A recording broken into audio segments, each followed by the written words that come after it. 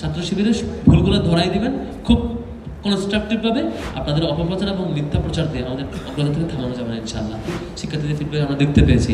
এখন আমাদের কমিটমেন্ট হলো শিক্ষার্থীরা আমাদের প্রতি যে আস্থা এবং বিশ্বাস দেখিয়েছে, আমাদের সামগ্রিক কাজের মধ্যে দিয়ে সেই আস্থার প্রতিদান, সেই আস্থার প্রতিফলন আমরা ঘটাবো ইনশাআল্লাহ।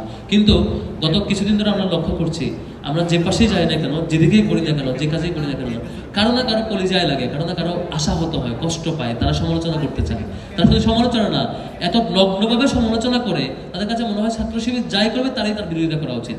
আমরা ক্যাম্পাসে ডাকসুতে, ঢাকা বিশ্ববিদ্যালয় ডাকসুর পক্ষ থেকে এবং ছাত্র শিবিরের পক্ষ থেকে নানা উদ্যোগ যখনই নিই না কেন, গত 2 মাসে এটা ঘটেছে। ডাকসুর পক্ষ থেকে কাজ করতে গিয়ে আমরা দেখেছি, এটা ভালো কাজ করলেও তারা দেখাতো যে এই কাজটা কেন বিরোধিতা করা যায়, কোন পয়েন্টটা বিরোধিতা করা যায়। তাদের কাজে হলো ছাত্র শিবিরের ভুল ধরা।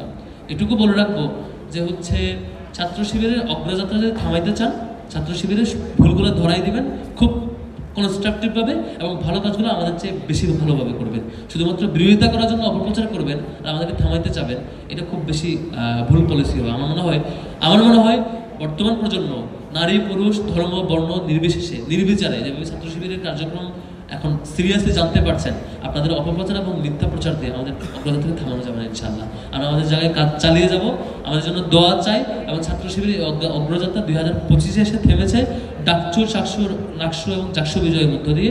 আমাদের যাত্রা থামবে সারা পৃথিবীব্যাপী। আমরা বাংলাদেশকে একটা টপ মোস্ট জাতি হিসেবে দেখাতে চাবো ইনশাআল্লাহ। আমরা দেখিয়ে নিয়ে যাবো, আমাদের জেনারেশনকে সেভাবে রেডি করবো। আমরা এই দেশটাকে বিজয় করবো, দেশের নাগরিকদের নিয়ে সারা পৃথিবীব্যাপী আমাদের সর্বোচ্চ শিখরে নিয়ে যাবো ইনশাআল্লাহ। এর মধ্য দিয়ে আমাদের যাত্রা চূড়ান্ত শিখরে যাবে ইনশাআল্লাহ।